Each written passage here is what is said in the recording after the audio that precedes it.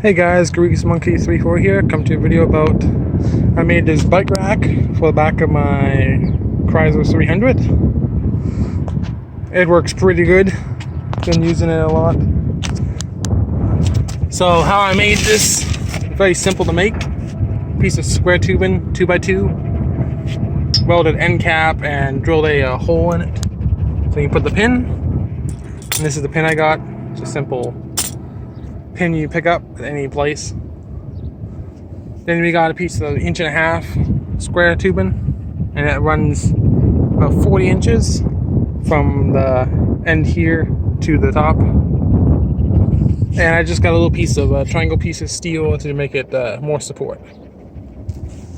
Oh yeah, and all this is 1/8 inch steel, so it's not the thickest. And yeah, so it comes up. I drilled some holes for different mount locations for like a bungee cord to hold the bike on. Down here we got a chain. I call it a safety chain because you put the pin in, you put a lock on it, so no one can steal it if you don't have a lock and pin.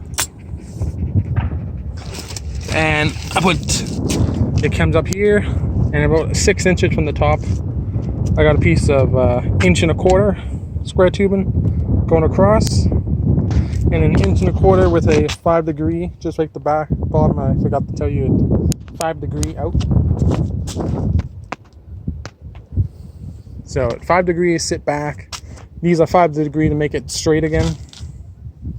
And I got some PVC pipe I cut almost in half. Do it under half. I cut off, and it clips into your bike frame. So your bike frame clips right into it, and you can wrap a bungee cord around it and hook it to one of these holes.